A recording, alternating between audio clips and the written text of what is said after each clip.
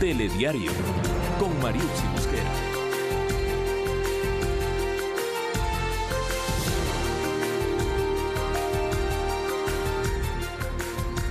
¿Qué tal, amigos? Muy buenas noches. Bienvenidos a este nuevo horario, 20 horas a partir de este lunes 3 de septiembre con la mejor información aquí en Telediario Estelar y por supuesto con los mejores invitados y también entrevistas. Aquí iniciamos con los titulares. Bienvenidos.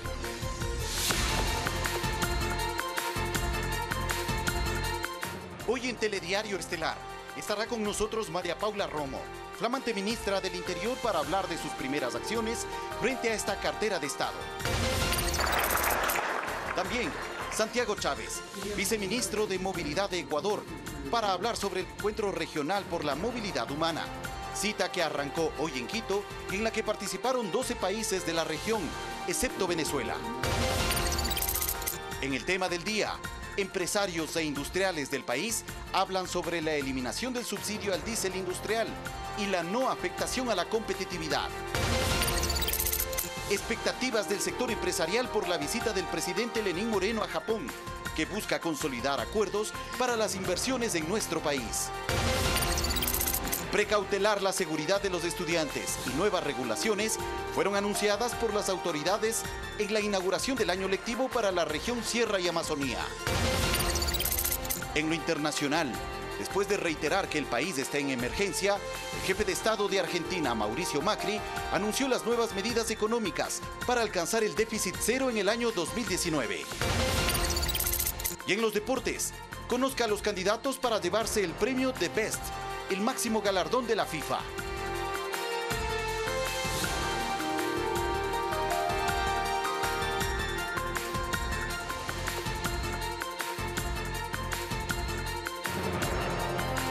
Y aquí iniciamos con el detalle de la información. Una doctora en jurisprudencia de 39 años ocupa desde este lunes el Ministerio del Interior. María Paula Romo ocupa desde hoy el cargo y en una breve declaración de prensa le contó al país cuáles serán sus prioridades y ejes de trabajo. De padre ibarreño y madre lojana, María Paula Romo, doctora en jurisprudencia, le toma la posta al economista Mauro Toscanini, quien renunció al cargo de ministro del Interior, función que la ocupó desde el pasado 27 de abril. Dijo que se va por temas personales. Yo regreso a la academia, que es mi hábitat natural, nado como pez en el agua. Y que en algo más de 4 meses se hizo algo. Sí se le ha dado a la ciudadanía una paz en la región y una paz de tipo nacional, ¿no? Y ya con el académico fuera del gabinete, fue el secretario general de la presidencia, Eduardo Jurado, el encargado de presentar a María Paula Romo como la tercera ministra del Interior. Quiero dar la bienvenida a la nueva ministra del Interior y desearle éxitos en sus funciones. María Paula Romo dijo en su primera declaración como secretaria de Estado que usará el plazo de 90 días para analizar el cómo ejecutará las tareas que asume este ministerio tras la eliminación de la cartera de justicia. Para ella, al menos, 5 grandes temas serán prioridad en su gestión. Velar de una manera más efectiva en la protección de niños y niñas víctimas de violencia sexual, al igual que los delitos de violencia contra la mujer. Trabajar fehacientemente en dar respuestas a las familias de los ciudadanos que se encuentran desaparecidos. Mejorar las condiciones, en el marco de la competencia de este ministerio, de seguridad vial para remediar tanta siniestralidad en las vías del país. Y claro, hacer del Ecuador un territorio más seguro. Sobra decir que este es un ministerio que tiene temas de gran complejidad, es un reto muy grande. María Paula Romo es una de las fundadoras en el 2004 de la agrupación política identificada con la tendencia de izquierda llamada Ruptura de los 25. En el 2006 se alió con el movimiento Alianza País para impulsar la candidatura de Rafael Correa a la presidencia de la República, quien ganó ese año la elección presidencial con una votación superior al 56.6% de los sufragantes. La coalición se mantuvo hasta poco antes de la realización de la consulta popular de mayo de 2011. El punto de quiebre que distanció a Ruptura de los 25 de Alianza País y del gobierno de Correa fueron las críticas que hizo esta agrupación política al objetivo que perseguía el expresidente de reformar el sistema de justicia. Javier Ceballos, Telediario. Y precisamente María Paula Romo, nueva funcionaria del gobierno del presidente Lenín Moreno, nos acompaña esta noche en Telediario Estelar para detallar cuáles serían sus ejes de gestión. Bienvenida, ministra. Hemos tenido el gusto de tenerla varias ocasiones en este espacio, pero ahora como ministra. Bienvenida. ¿En qué cree usted que se basó el presidente de la República en confiar este ministerio? Buenas noches, Mariusi. Es un gusto estar aquí y poder charlar con usted. He tenido un primer día largo, un buen día, creo yo, de trabajo. Ahora le comentaré. El Ministerio del Interior tiene una serie de temas pendientes, incluida la discusión sobre algún porcentaje de otras competencias de la fusión de ministerios que se ha anunciado en los últimos días y que tienen 90 días para concretarse. Supongo que esas son las consideraciones que ha tenido el presidente. Yo hablé con él antes de su viaje y a su regreso espero poder desarrollar algunos de los temas y también de las cuestiones que en estos días van ya a resolverse. Muchos hemos conocido y la hemos acompañado en todo este trayecto político que usted ha tenido. Cuando hubo esta separación con Alianza País, en el momento de ruptura, cuando ya existieron estas discrepancias que ya no tenían arreglo, por decirlo así, que cada uno tomó su rumbo y sin embargo su trabajo se ha basado siempre en la lucha por los derechos, por la igualdad de género y por la lucha entre las mujeres. ¿Esta sería una prioridad también en su gestión ahora? Sí, sin dudarlo, ese es un tema y es un tema sensible en el país. En este momento los asuntos de seguridad tienen que ver principalmente con el tema de delincuencia común, tampoco se puede olvidar. Tenemos las cifras, hoy me he reunido con el mando policial, esto no deja de ser nunca la prioridad de la Policía Nacional, pero como lo he dicho a lo largo del día, también hay muchos temas sensibles que son parte de la seguridad en el país. Uno de esos es el de la violencia contra las mujeres, que cuando uno ve las cifras se da cuenta que es una pandemia en el país. Muchos de los delitos que se cometen en el Ecuador suceden dentro de las casas, tienen que ser abordados. Pero parece que no hay estrategia policía que tiene funcione. que responder. No, es muy difícil porque además tiene que ver con un tema cultural, pero antes de entrar en el tema concreto me gustaría enlistar un par más, el tema de los delitos sexuales contra niños, niñas y adolescentes, que también es un tema muy sensible. En los planteles educativos. En general y en especial en el sistema educativo. Y el tema, lo he dicho también esta mañana, en el marco de nuestras competencias, el tema de seguridad vial. Con todos estos datos que tenemos, con los temas de delincuencia común, con los delitos contra la vida, los delitos que tienen que ver con el núcleo familiar, los delitos sexuales, pero nada se compara para el riesgo de los ecuatorianos como la cantidad de personas que mueren en las carreteras.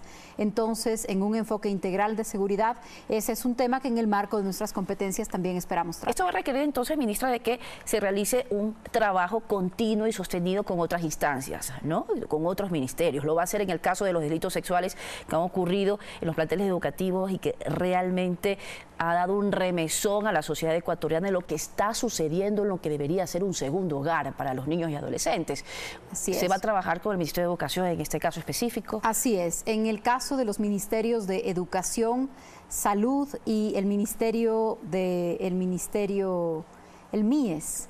En el caso de estos tres ministerios ya hay un equipo que está trabajando en los temas de delitos sexuales. Y el Ministerio de Inclusión. Yo tengo el Ministerio de Inclusión, yo tengo una reunión con este equipo el día de mañana en la tarde y también tengo una reunión en la mañana con el ministro de Transporte por el tema de la seguridad vial. Van a ser las primeras reuniones. Voy también a una reunión del Consejo por la Igualdad de Género que está tratando el asunto de la rectoría para la Ley de Prevención de Violencia de Género, que hasta hace unos pocos días se encontraba en el Ministerio de Justicia antes de que se decida el fin de este ministerio. Entonces, estos temas que hoy he anunciado, por supuesto, no es suficiente anunciarlos, hay que trabajar en eso. Lo he comentado hoy con el mando policial, también en la estructura de la policía hay direcciones especializadas que están trabajando en estos asuntos y mañana yo me voy a reunir con la contraparte de otros ministerios. Este es un ministerio que tiene necesariamente que coordinar no solo con otras carteras de Estado, sino con gobiernos seccionales y es lo que vamos a hacer. Eso es importante. Así es. ¿El diálogo va a ser una de las premisas que va a sostener precisamente su gestión, ministra? Así es, agotar el diálogo como la primera herramienta para resolver conflictos. El Ministerio de Interior tiene también esa tarea y lo he dicho hoy, vamos a sostener algunas reuniones con organizaciones sociales. Hay algunos temas tensos, siempre en el manejo de la política los hay, y yo espero que podamos tener una entrada y unos espacios de diálogo con las organizaciones, con los sectores, con los que puedan eventualmente presentarse tensiones, que ojalá no lleguen a hacer eso, que ojalá se puedan evacuar por el diálogo. Ahora, también conocemos, porque se lo dijo así en su posición el día de hoy, de que también el ministerio que usted va a tener a cargo va a asumir ciertas responsabilidades del Ministerio de Justicia. ¿Conoce al momento cuáles serían esas responsabilidades? El tema de la transición en ese ministerio está a cargo de la Secretaría de la Política. Algunas responsabilidades probablemente pasen al Ministerio del Interior, pero serán muy pocas. No corresponde que el Ministerio del Interior se haga cargo de asuntos de justicia, ni tampoco corresponde que se haga cargo de asuntos de derechos humanos. Muchas veces los temas de derechos humanos están en contraposición o se contrastan o tienen diferencias con lo que es la lógica de mantener el orden. Entonces, creo que no tiene pues un objetivo claro el que estén en la misma institución exactamente, pero el gobierno, por supuesto, está llevando adelante todos los mecanismos para que el tema de derechos humanos, el área de derechos humanos, sea parte de una cartera de Estado y se le dé la prioridad que tiene que darse. El decreto de fusión de las instituciones da 90 días de plazo para llevar adelante esta fusión, así que a lo largo de los próximos meses esto ya va a estar claramente definido, y algunas de las competencias, como yo le digo, creo que serán muy pocas. El ministro Paul Granda ha dicho este día que él calcula que serán el 10% de las funciones de ese ministerio, así que creo que esa es una aproximación. Serán muy pocas las que le correspondan a Interior. Hablando, por ejemplo, de la situación que se conoce, que también siempre se ha tratado de impulsar, de renovar y de corregir, por ejemplo, en los centros de rehabilitación, en las cárceles del Ecuador. ¿Usted ha tenido tiempo en este momento de conocer cuáles son esas debilidades, precisamente esos temas pendientes, como usted bien lo ha dicho, en este ministerio? ¿De qué forma va a trabajar? ¿En dónde va a reforzar más? Mire, yo conozco el tema de las cárceles, conozco el tema de la administración de justicia, el tema del derecho penal, porque lo he trabajado por muchos años, porque presidí en la Asamblea Nacional la Comisión de Justicia, he estado en el debate de estos temas. Y en el tema de las cárceles, hoy el Ecuador ha crecido su población penitenciaria. En principio fue asignado al Ministerio de Justicia. En el gobierno en este momento una de las discusiones es la creación de una secretaría técnica, no necesariamente de la inclusión del tema cárceles en un ministerio, sino una secretaría técnica con autonomía suficiente para poder combinar el asunto de la seguridad, que es una dimensión del manejo de las cárceles, pero también el tema de la rehabilitación, la reinserción y el trato de las personas que se encuentran privadas de libertad. Entonces, no es un asunto de orden público como los que maneja el Ministerio del Interior necesariamente. Hay una dimensión de seguridad y se explora la posibilidad de tener una secretaría técnica autónoma. Como le decía antes, en 90 días todas estas posibilidades tienen que ser analizadas y se va a concretar la nueva institucionalidad también para ese tema. En este fortalecimiento y este objetivo de su gestión, del fortalecimiento de la seguridad nacional, precisamente cabe también el tema de los desaparecidos, que ha sido un tema también complicado, complejo, sobre todo para los familiares, que a veces pareciera que esperamos que surja un nuevo caso desaparecido para volver a poner la mirada en qué hacer. ¿Cómo manejar esas estrategias, ministra? El tema de los desaparecidos, como usted bien lo dice, es un asunto dramático para el país, para todos los países. El tema de los desaparecidos está presente en todos los países, en diferentes dimensiones, en diferentes realidades, y es un asunto muy doloroso, porque aunque sea un solo caso, porque muchas veces se habla del porcentaje de éxito, pero aunque sea un solo caso en el que una familia, en el que una madre, en el que un padre no sabe qué pasó con sus hijos, aunque sea un solo caso, ese caso no debe dejarnos dormir en paz. Es un asunto que no solo corresponde a la dimensión de investigación de la policía, sino que también tiene que ver con la Fiscalía y la Administración de Justicia. Hay protocolos que se han modificado ya en el país en los últimos años, porque en verdad que es un tema que tiene ya muchos años y que tiene cientos de personas o de familiares que se encuentran en esta situación, en los últimos años se ha convertido en un tema más sensible y también con mayor respuesta. Porque pareciera que la justicia no se alcanza. No se alcanza, claro, la justicia no se alcanza, pero se han modificado algunos protocolos. No vamos a dejar de atender el tema, de mirar los casos, pero como le decía, hay una dimensión dimensión que tiene que ver con investigación desde la policía y hay otra que tiene que ver con la fiscalía, con cómo se reciben las denuncias, con cómo se procesan los casos.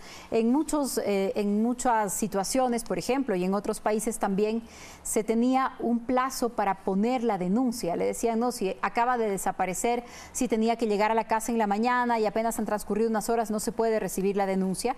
Esto se descubrió y los protocolos en muchos países ya lo dicen, en el nuestro también. Si no me equivoco, desde el 2014 esto ya se reformó para que no se pida un plazo de que la persona esté desaparecida. La denuncia se recibe de inmediato, la búsqueda tiene que ser inmediata, pero también nos encontramos con la dificultad de que muchas veces Fiscalía dice, si es que no tenemos identificado un sospechoso, no se puede llevar adelante la investigación.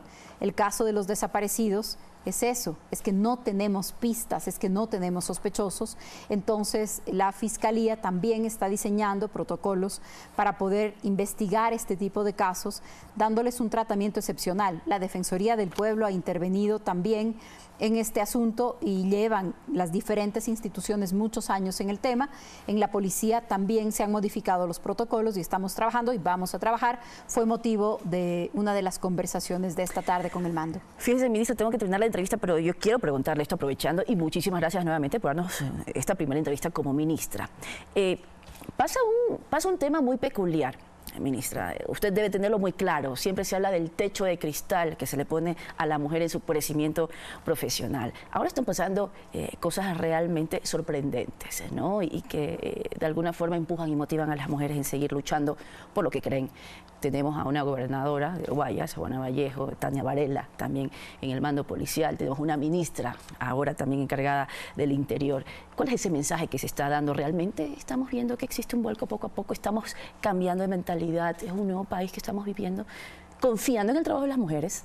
Sí, sí son nuevos tiempos para las mujeres. Hay lugares que todavía son más restringidos, hay lugares que todavía se caracterizan por ser lugares masculinos. La seguridad ha sido usualmente uno de esos, pero cada vez eso va cambiando. Hoy en la reunión con el mando policial he estado con 2 mujeres que son generales, que están en la policía. Como usted bien lo dice, en este momento hay una gobernadora también en la provincia del Guayas. Yo voy a estar en Guayaquil esta misma semana con la gobernadora y con la general Varela para atender los temas de seguridad de la ciudad y de la provincia. Y creo que sí, hay mensajes importantes y hay una gran tarea que hacer, porque de todas maneras a las mujeres nos toman cuentas con mucha más rigurosidad. Y sobre todo en estos temas. Así que en estos casos hay que trabajar el doble, pero estoy segura de que vamos a mostrar buenos resultados y que las mujeres en distintos espacios lo hacemos. Yo entiendo la inmensa responsabilidad que también eso representa. ¿Le sorprendió esta designación, ministra? Mire, creo que es una tarea gigantesca. Es un ministerio en donde pasan muchas cosas delicadas, pero me alegra poder colaborar con el país en un momento en donde creo que se puede hacer la diferencia. Creo que el presidente Moreno ha tenido un acto, una decisión de confianza y voy a poner todo mi trabajo para retribuirla. Muchísimas gracias por estar con nosotros. Gracias a usted, María. La ministra del Interior, María Paula Romo. Vamos con más noticias.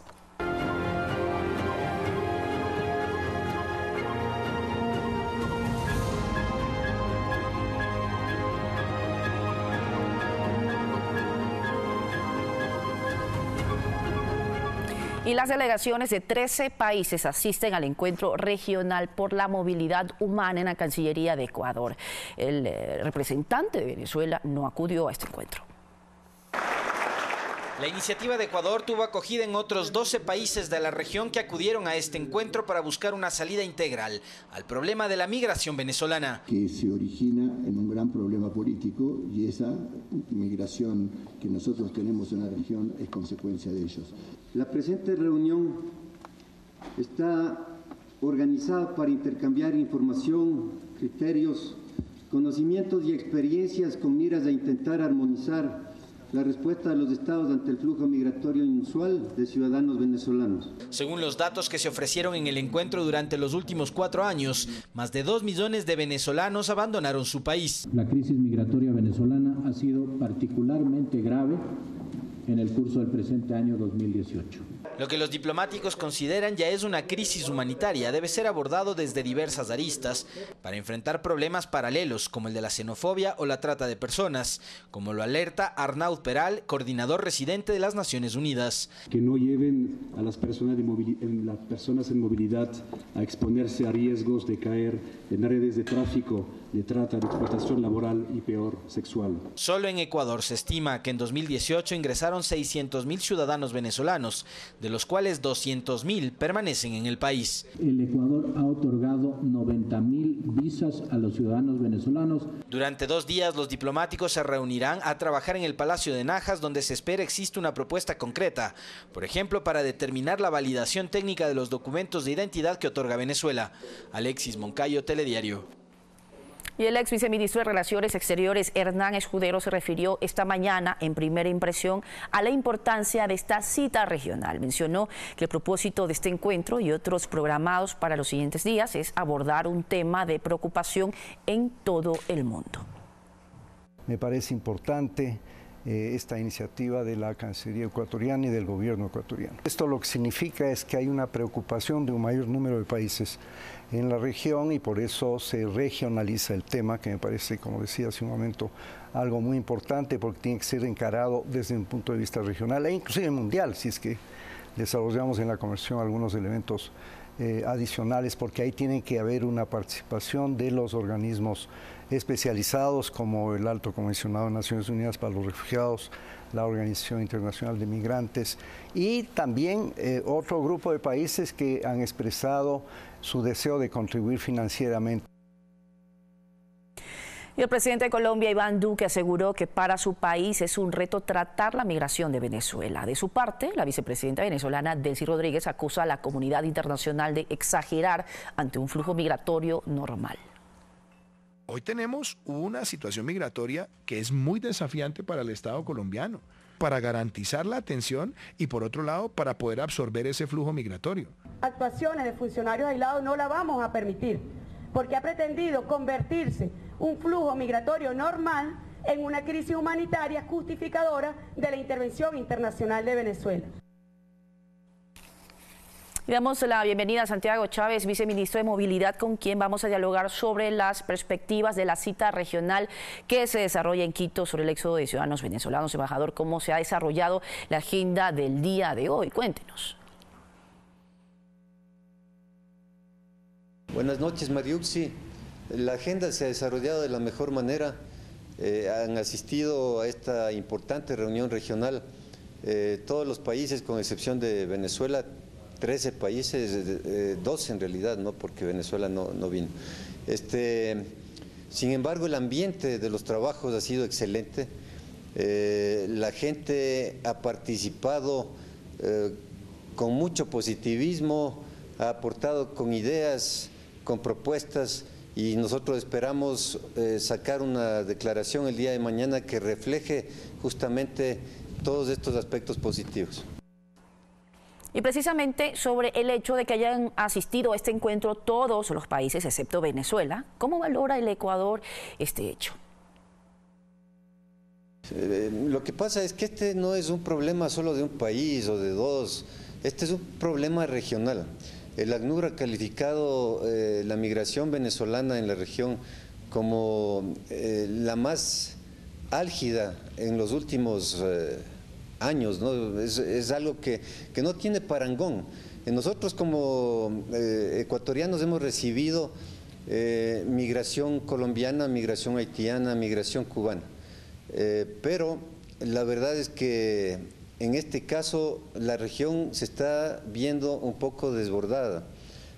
Así que la presencia de los países acá y de los organismos internacionales que también fueron invitados y están participando, especialmente los del Sistema de Naciones Unidas, significan mucho en la idea de tratar de encontrar soluciones concertadas y soluciones viables y soluciones eficaces para tratar de resolver esta problemática. Soluciones concertadas, pero también han existido varias posiciones sobre esta problemática de la migración de los ciudadanos venezolanos. ¿O existe quizás algún tipo de acuerdo ya sobre este tema? ¿Cómo ha sido la metodología del trabajo? Bueno, el Ecuador ha presentado, hemos trabajado de dos maneras, ¿no? La una ha sido a través de paneles donde se han, digamos, afrontado los principales temas migratorios y sus derivaciones. Entonces, eso lo hemos hecho con expertos del sistema de Naciones Unidas y de otros países, pero fundamentalmente cada uno ha expresado su experiencia en este campo y hemos podido compartir qué es lo que está sucediendo con el tema de la legislación, con el asunto de la práctica ya en el terreno, con los problemas que existen en cada una de las realidades específicas de los países de América. Y entonces hemos podido darnos cuenta de la verdadera dimensión de la problemática, ¿no? Entonces, yo creo que eso ha sido muy positivo. De otro lado, hemos trabajado en un grupo de jefes de delegaciones también para adelantar en la declaración de Quito, que nosotros la vamos a terminar el día de mañana, ya está bastante avanzada. Y esa declaración de Quito va a recoger los principales puntos de convergencia entre los países participantes a fin de que podamos asumir, digamos, una corresponsabilidad por una parte y por otra parte también encontrar las mejores soluciones de común acuerdo, encontrar compromisos que podamos asumir y avanzar en este delicado asunto que es la migración inusual y masiva de ciudadanos venezolanos en la región. Bien, viceministro, y finalmente, ¿cuál será la agenda del día de mañana? ¿Va a existir alguna declaración oficial de este encuentro? Sí, el Ecuador ha preparado un proyecto de declaración. Esta declaración contiene, por el momento, no está terminada, contiene por el momento unos 13 puntos. Prácticamente la mayoría de ellos ya han sido consensuados, así que vamos a tratar de terminar la mañana conversando y debatiendo sobre los puntos que todavía no tienen consenso. Muchísimas gracias, viceministro, por concedernos esta entrevista. Vamos a continuar con más noticias. Del 5 al 7 de septiembre, el presidente de la República, Lenín Moreno, realizará una visita oficial a Japón. El jefe de Estado posicionará a Ecuador como un país de oportunidades para invertir. El presidente de la República, Lenín Moreno, se encuentra ya en Japón, donde este 5 de septiembre iniciará una visita oficial al país asiático. Los objetivos de este periplo internacional es la profundización del diálogo político, el fomento del comercio bilateral, cuya balanza es negativa para el Ecuador, así como concretar inversiones en sectores estratégicos para los dos países. Este último punto es fundamental, pues el jefe de Estado presentará al Ecuador como un país de oportunidades para la inversión. Lo hará durante cada una de las reuniones que Lenín Moreno mantendrá con las principales autoridades japonesas. Solo en acuerdos bilaterales, Ecuador obtendrá una cooperación reembolsable por $70 millones. La comitiva ecuatoriana está además integrada por el canciller José Valencia, el ministro de Comercio Exterior Pablo Campana y el ministro de Finanzas Richard Martínez. Alex Llanos, Telediario. Y en el mismo tema, a criterio de representantes del sector empresarial del país, la visita del presidente de la República, Lenín Moreno, a Japón permitirá consolidar acuerdos en materia de inversiones para nuestro país. Ya lo hizo como vicepresidente en 2011 y ahora como jefe de Estado. La visita del presidente de la República, Lenín Moreno, va más allá del ámbito diplomático. Los principales objetivos de este viaje es ver también cómo nosotros ayudamos a compañías tanto japonesas como ecuatorianas a que hagamos negocios juntos. Japón es un interesante destino para las exportaciones ecuatorianas. Desde ese objetivo es importante toda la gestión que viene haciendo el gobierno nacional. En la visita del primer mandatario se concretará un primer acercamiento en ese sentido, ya que se firmará un acuerdo de cooperación reembolsable por $70 millones para el financiamiento parcial del cambio de la matriz energética. Es muy importante que el gobierno lleve a cabo estos acercamientos y que nos haga partícipe a los industriales. 25% de nuestras exportaciones son hacia Japón. Consideramos que es un mercado muy especial para nosotros y muy importante. Pero las negociaciones con Japón no son nuevas. Meses atrás, el gobierno ecuatoriano manifestó su intención de concretar un tratado de inversiones y alcanzar un acuerdo de complementación económica, para lo cual el gobierno nipón hizo algunas observaciones a la legislación tributaria en materia de inversiones. La celeridad de procesos, el ingreso de productos nuevos en esta función público-privada es indispensable para poder avanzar. Empezar a abrir un diálogo con el objetivo final de firmar un acuerdo comercial. Parte de la agenda presidencial incluirá un encuentro con representantes de la Federación de Negocios del Japón, que reúne a empresas y corporaciones niponas más importantes. Ecuador tiene interés de promover la exportación de productos nacionales como el cacao, el café y las frutas tropicales al mercado del sudeste asiático. César Eduarte, Telediario.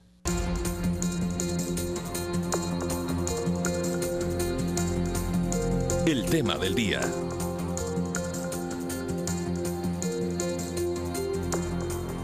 Entre miércoles y jueves, el Gobierno Nacional presentará el mecanismo gradual para eliminar el subsidio al diésel industrial, una decisión criticada desde el sector empresarial, pero calificada como técnica por el analista económico Marcelo Varela. Veamos el anuncio y sus reacciones en el tema del día.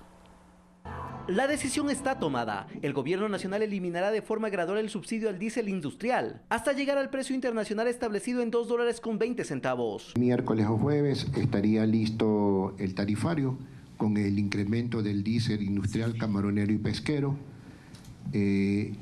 Esto no es vía decreto, es simplemente un acuerdo del Ministerio de Energía, del Ministerio de Hidrocarburos. Desde el sector empresarial consideran que la medida no es adecuada, pues afectará a industrias como la acuacultura. Que puede haber una afectación a la competitividad. Nosotros creemos que es importante las mesas de diálogo a las que se ha llamado para ahí, sobre la marcha, sobre esa instancia, poner en evidencia cuáles pueden ser las potenciales afectaciones. Sin embargo, para el catedrático Marcelo Varela, ese argumento no es válido, pues la industria ha recibido incentivos para afrontar esta medida. Los elementos de competitividad son diferentes y aquí hay que poner en peso. Se les ha dado más y ahora se les pide que aporten algo.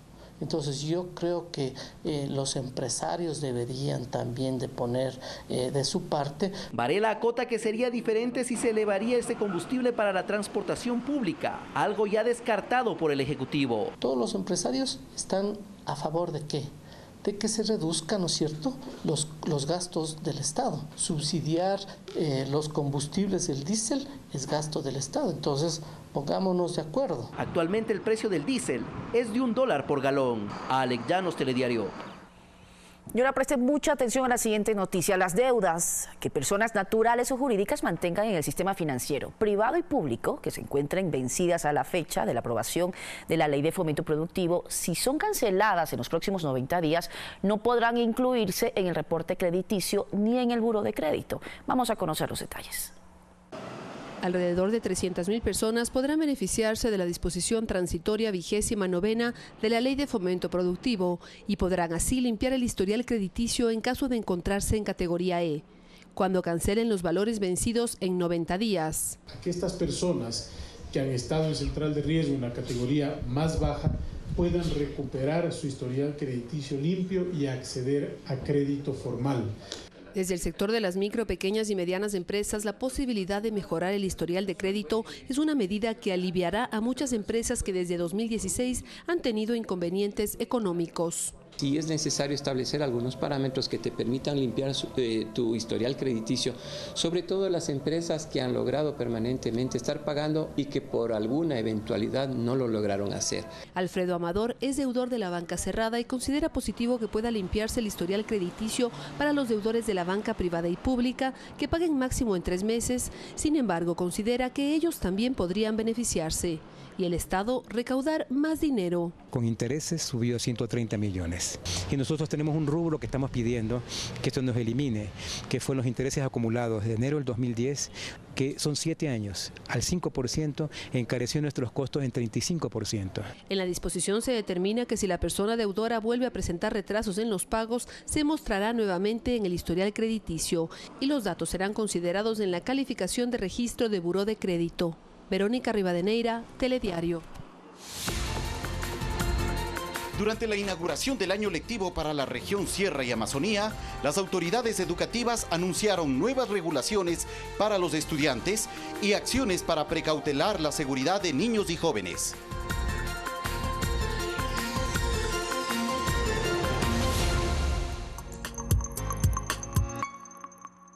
Lale es bella, exitosa y tiene una familia feliz. ¿Tienen que darme un beso? Pero el destino le traerá la peor de las noticias. ¿Cuánto tiempo me queda? 2 o 3 meses. Mi último deseo. Estreno, lunes 10 de septiembre, a las 21 horas, por Ecuador TV. ¿Qué más, Lucho? ¿Y al fin subieron la extra? No, mi socio. Lo que van a hacer es vender más de 1000 vehículos del gobierno. Solo con eso ya se ahorran unos 150 millones en gasolina, llantas y full cosas. Qué bueno, mi pana. Y así podremos seguir trabajando para llevar la comida a nuestras casas. Es que el momento es ahora. ¿Y tú? ¿Qué estás haciendo por tu país? Pues yo soy más honesto y transparente con todos mis pasajeros.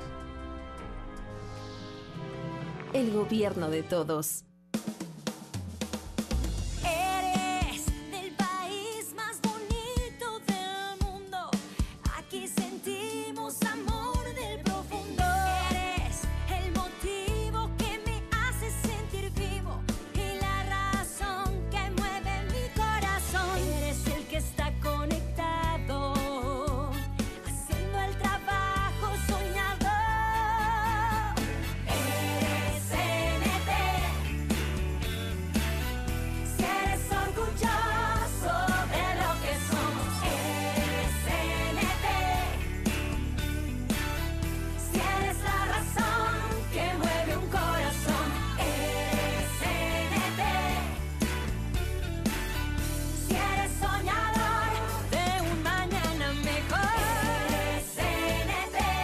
CNT, lo que eres nos hace grandes.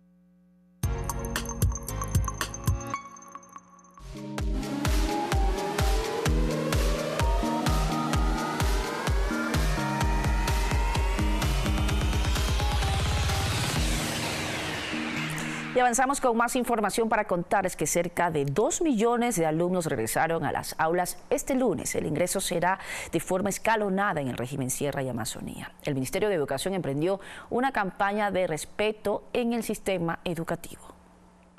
Cero tolerancia a los abusos contra estudiantes en el sistema educativo fue el anuncio del ministro Fander Falconi en la ceremonia de inauguración del año lectivo en el Colegio Gran Colombia de Quito. Crímenes tan abominables que son los que están relacionados con violencia sexual en nuestros planteles educativos, con el acoso escolar, con la violencia entre pares, con el bullying, con ese acoso que a veces tenemos a nuestro compañero de aulas. El Ministerio de Educación entregó a la Fiscalía 738 sumarios administrativos archivados o suspendidos entre los años 2014 y 2017 por acoso sexual para la investigación. Dentro de las unidades educativas se han implantado protocolos para la atención de estos casos. Las personas que tengamos más cercanas, más confianza, deberíamos hablar. No quedarse callados porque si no puede seguir haciéndose más grande el abuso. Simplemente que a veces uno se calla porque le ponen el ojo y después no hay cómo ni decirles nada, porque ahí le dejan en los supletorios. El titular de la cartera de Educación anunció además que este año se llevará a cabo la campaña denominada Respeto. Queremos una educación que se sostenga en derechos. Para eso tenemos una estrategia que se llama Más Unidos, Más Protegidos. Queremos garantizar absolutamente la seguridad de nuestros chicos y chicas que llegan a nuestras aulas. Este lunes, más de 395,000 estudiantes de primero, segundo y tercer año de bachillerato ingresaron a las aulas. Hasta el próximo 10 de septiembre lo harán cerca de 2 millones de alumnos que pertenecen al régimen Sierra y Amazonía. Fander Falconi afirmó que en este periodo escolar ingresaron 133,000 nuevos estudiantes, 5,600 son extranjeros y de ellos 4,571 son de nacionalidad venezolana. Las inscripciones continuarán hasta el próximo mes de febrero. Valeria Villarroel, Telediario. Y el uso opcional de la falda en los uniformes, el peso de la mochila escolar y el envío de tareas son parte de la agenda regulatoria que implantó el Ministerio de Educación para este año lectivo 2018-2019. 8 puntos contempla la agenda regulatoria delineada hasta el año 2021. El objetivo, precautelar la seguridad de los estudiantes.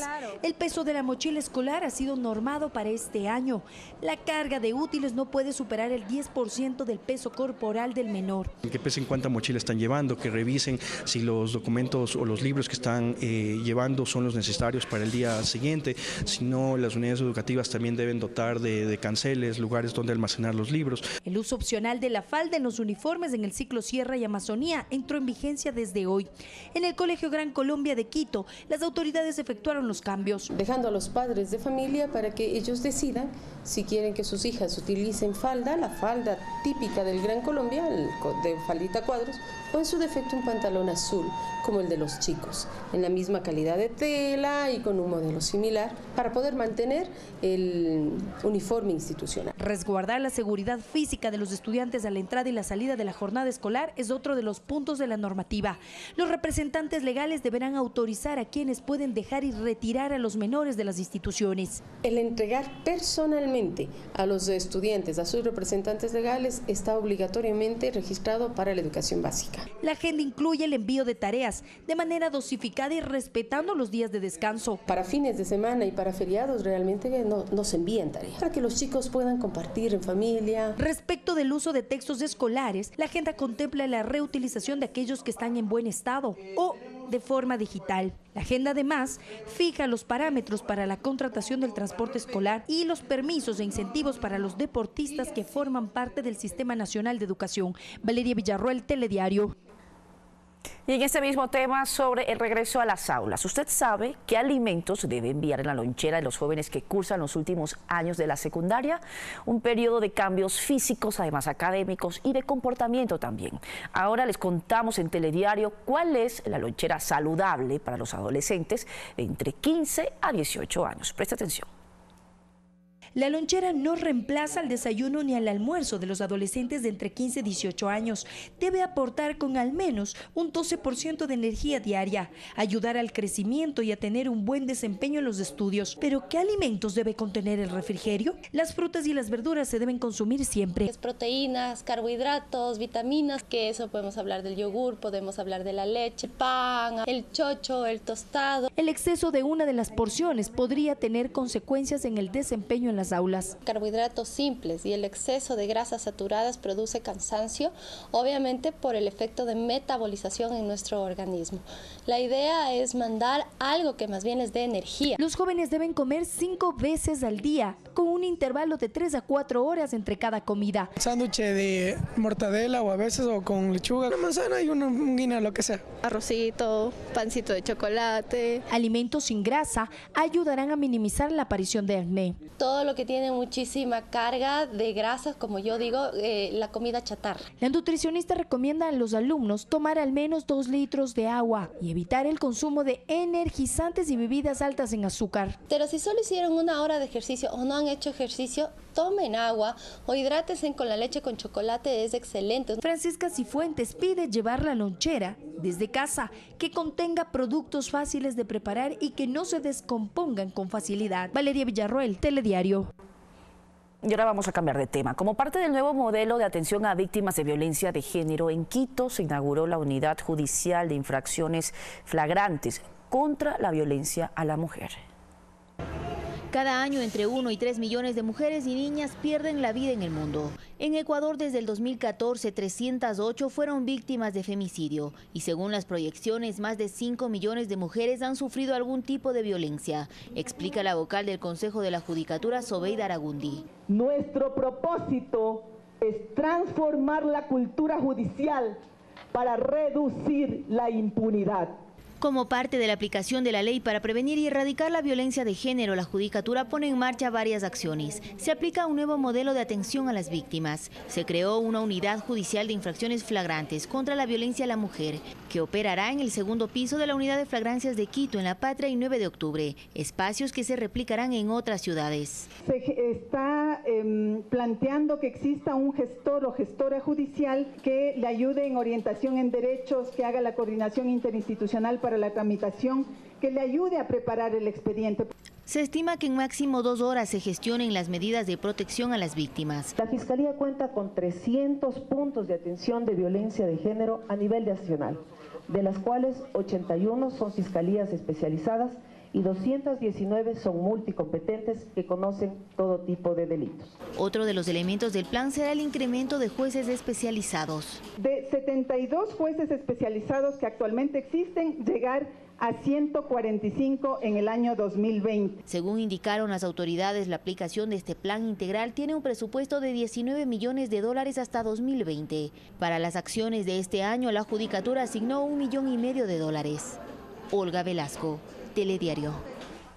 Y este lunes rindió su versión libre y voluntaria la asambleísta María José Carrión, presidenta de la Comisión de Fiscalización, y Gabriela Rivadeneira, ex titular del Legislativo. Esto como parte de la investigación previa que realiza Fiscalía a las declaraciones de Raúl Patiño en torno a un presunto impedimento de fiscalización y de denunciar actos de corrupción en la Asamblea Nacional durante el anterior gobierno. Estas comparecencias se efectúan tras la denuncia que presentó en enero pasado la legisladora Ana Galarza. En los próximos días se prevé que sea llamado también Fernando Cordero.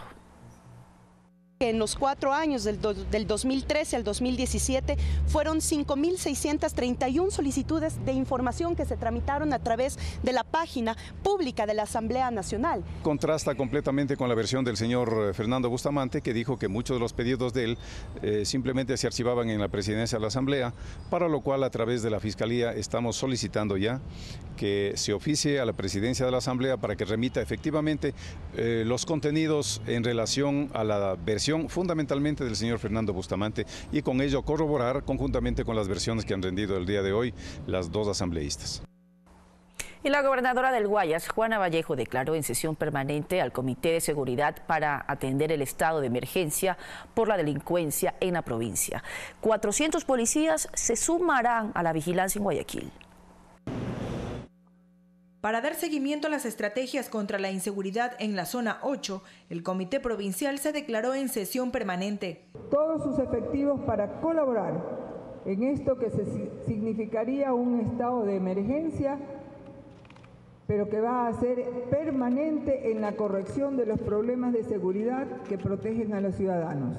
La gobernadora Juana Vallejo lideró la sesión donde se confirmó la presencia de más efectivos policiales para las tareas de prevención del delito en la urbe porteña. Aproximadamente 400 policías en los lugares específicamente donde nosotros tenemos determinados los lugares donde se genera mayor violencia. De su lado, las Fuerzas Armadas continuarán en apoyo de la Policía Nacional y a su vez se hizo un llamado a la participación de la ciudadanía. La figura de control de armas, continuar con las operaciones que estamos haciendo, integradas con la policía, con la autoridad de tránsito.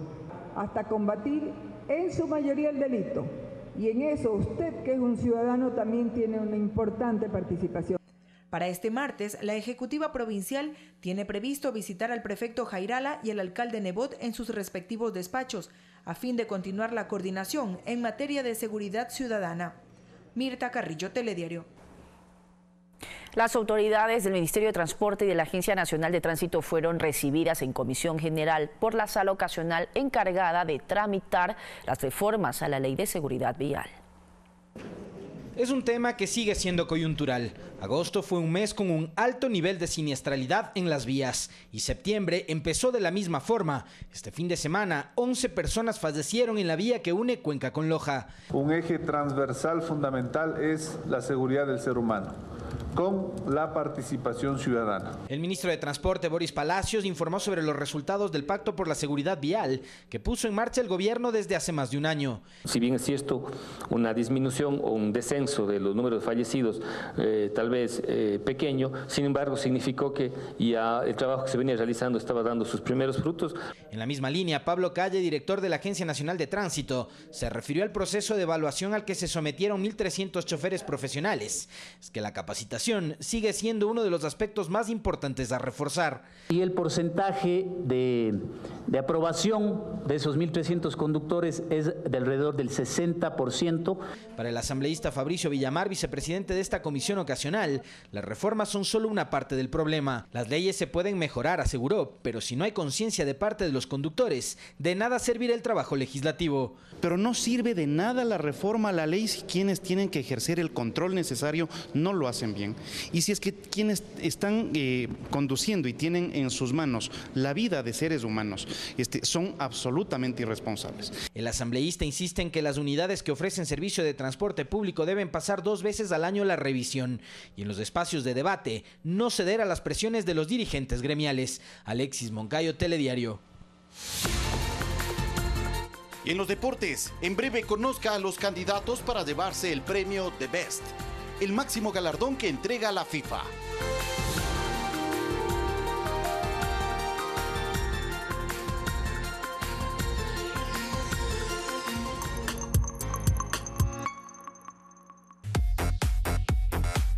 Este lunes a las 23 horas en un nuevo horario los esperamos aquí en Fanático para repasar todas las repercusiones que dejó una nueva fecha del Campeonato Ecuatoriano de Fútbol, las novedades de nuestra selección que se prepara para su debut en este nuevo ciclo del Bolillo Gómez frente a Jamaica, ya está en los Estados Unidos, y además muy buenos goles del fútbol europeo. Un programa para no perdérselo aquí en la pantalla de Ecuador TV. Los esperamos.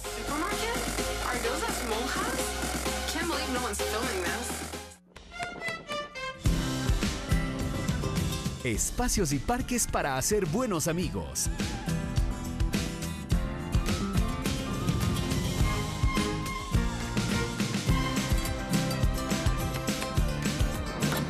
Canchas deportivas modernas, áreas alegres. En la salud y el deporte, Riobamba primero. Más de 40 parques en Riobamba. Riobambeños, cantemos. Tenemos una hermosa ciudad. Estamos construyendo la ciudad que queremos. Alcaldía de Riobamba.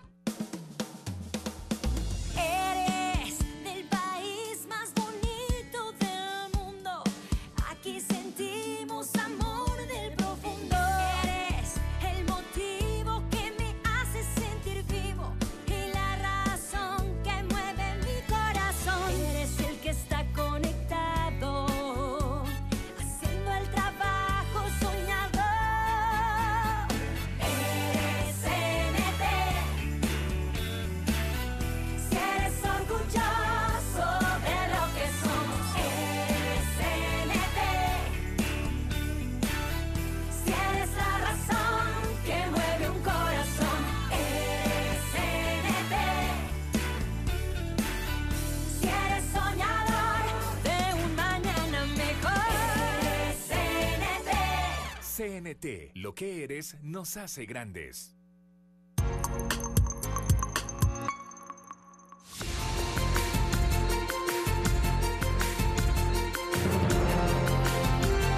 Y de regreso con las noticias del mundo, les contamos que el presidente de Argentina, Mauricio Macri, anunció un plan de equilibrio fiscal para hacer frente a la crisis que vive el país. El mandatario indicó que realizará una reducción drástica de su gobierno. De 22 ministros pasará a tener menos de la mitad. Se suman medidas como un impuesto a las exportaciones que calificó de malo, pero necesario. Con estas iniciativas, Macri intenta detener la depreciación desmedida del peso con respecto al dólar y detener el déficit y también la inflación. Y fuertes incidentes se registraron en los exteriores del Museo Nacional en Río de Janeiro por el incendio que consumió miles de años de historia en Brasil. Los manifestantes culparon a las autoridades por la falta de recursos para mantener y preservar esta institución. Una historia de 200 años y al menos 20 millones de piezas antiguas fueron consumidas por las llamas de un incendio que terminó con el Museo Nacional de Río de Janeiro en horas de la madrugada de este lunes. No hay víctimas ni heridos, pero sí pérdidas incalculables, según el presidente de Brasil, Michel Temer, a través de Twitter. El museo se ubica en un antiguo palacio real. Entre las pérdidas se encuentra el fósil de Lucia, un cráneo y los huesos de una mujer de 25 años que murió hace más de 11.000 años.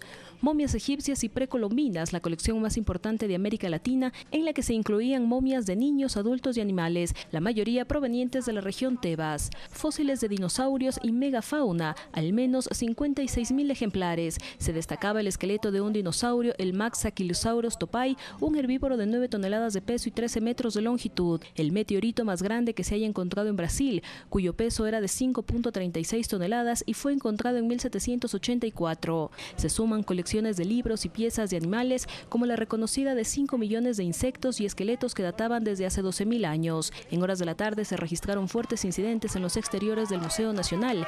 Los manifestantes culparon a las autoridades por la falta de recursos para mantener y preservar esta institución. La policía intervino y dispersó a la ciudadanía que intentaba ingresar al museo. Fanny Lara, Telediario. La tormenta tropical Gordon avanza por la Florida, donde se registran intensas lluvias y vientos huracanados que dejan hasta el momento a más de 5.000 personas sin electricidad. Gordon, con vientos de 100 kilómetros por hora, cobrará fuerza al tocar tierra a lo largo de la costa central del Golfo de México y podría convertirse en huracán en las próximas 48 horas. Paralelamente, en Kansas, una pequeña población fue afectada por las lluvias que provocaron inundaciones. 300 personas resultaron afectadas al quedar atrapadas en sus viviendas y vehículos. Y fijan la fecha para el inicio del primer juicio contra la expresidenta argentina Cristina Fernández, acusada de corrupción, mientras que en Costa Rica se registran movilizaciones en rechazo a la llegada de inmigrantes de Nicaragua. Más noticias en el siguiente resumen internacional.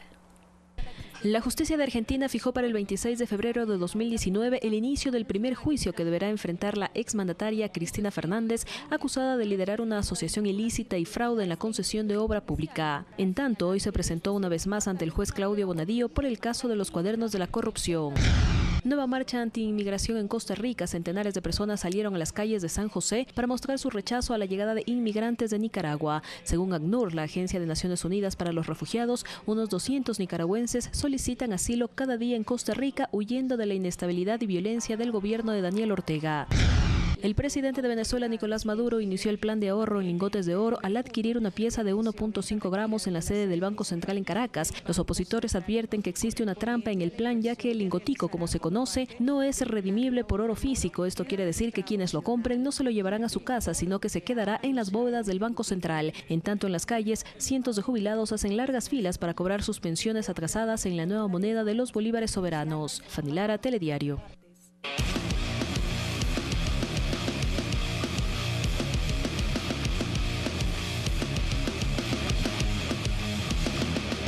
Fanático. Y ahora es momento de los deportes y por supuesto saludamos ya en nuestros estudios en vivo. Nos acompaña David Lucero. ¿Qué tal, David? ¿Cómo estás? Vamos con novedades de la selección ecuatoriana de fútbol, que cumplió ya su primera práctica en territorio norteamericano previo a sus partidos ante las selecciones de Jamaica y Guatemala. Estas son imágenes que compartimos ustedes de la partida que tuvo nuestra selección. Ya la Tri cumplió su primer entrenamiento esta tarde en territorio norteamericano. Los partidos que se van a dar este viernes 7 de septiembre y el próximo martes 11. La delegación de convocados de la tricolor partió anoche, cerca de la medianoche, desde la ciudad de Guayaquil, con una escala en Miami para llegar al aeropuerto John F. Kennedy a las 9:55 de este lunes. La selección practicó también el complejo del Jersey City, donde empezaron con trabajos físicos y con balón a planificar ya el primer partido amistoso del técnico Hernán Darío Gómez al frente del equipo de todos. Entre hoy y mañana se completa la nómina de nuestra selección con el arribo de los futbolistas que militan en el fútbol extranjero, entre ellos Robert Arboleda, Junior Sornosa, quienes viajaban esta tarde desde Brasil hasta Estados Unidos. Cerramos con esto la información deportiva, Mariuxia. Muchísimas gracias, David. Estaremos atentos más adelante, claro, más detalles de los deportes con Fanático. Hoy estrenamos nuevo horario a propósito, 23 horas estaremos con la emisión de Fanático. Hoy es día de estrenos de horario, también invitados todos para que nos sigan acompañando, David y amigos. 8 de la noche, Telediario Estelar, como siempre, con la mejor información que se ha generado a lo largo del día y las mejores entrevistas. Ustedes lo podrán tener aquí en Telediario Estelar a partir de hoy a las 8 de la noche. Como siempre, gracias por su confianza. Que descansen.